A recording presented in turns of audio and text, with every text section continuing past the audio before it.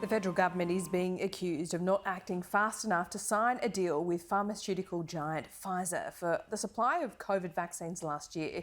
Documents released by Labor under Freedom of Information show the offer for meetings with senior members of Pfizer was made in July 2020, when other countries began signing deals globally. Joining me live now is Tony Burke. He's the Shadow Minister for Industrial Relations. Tony Burke, thank you for your time. What do you think these emails show? Is it a smoking gun? Oh, they show absolutely that the government did too little too late on vaccinations.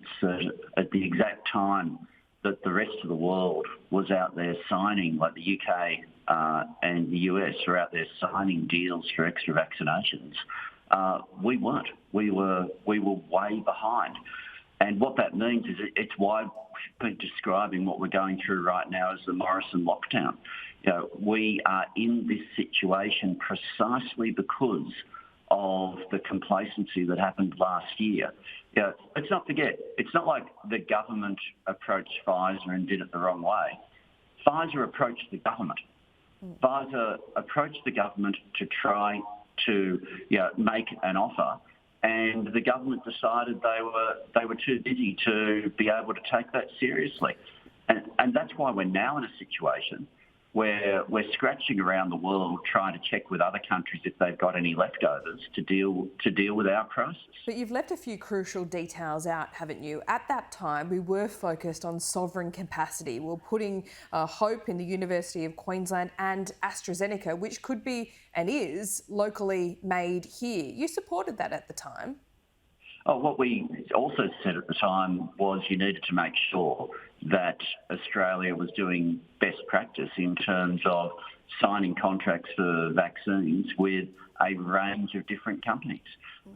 Here was an opportunity to sign with Pfizer, and there is no doubt about this simple fact. We would not be in the sort of lockdown that my community is living in right now if Mr Morrison had handled this differently last year. We would not be in this situation where people are locked down, people have had their businesses ruined, people have had their lives turned upside down, all because of the complacency last year to not do, world's best practice of signing 5 or 6 different agreements with different companies, and that way you spread your risk. And I should just add, it's not like Labor's late to this issue. We continually last year raised this on the floor of Parliament, and the government ridiculed us for doing so. Would it have been unethical for the Health Minister to meet with the boss of Pfizer? Would that have been up to the department normally? In terms of, certainly your final contractual details are always done by departmental officials. But there is a level of respect that you show when a minister meets with a major company. You look at other countries, look at what the Prime Minister of Israel did in terms of direct phone calls there. When you're trying to save your population, you leave no stone unturned.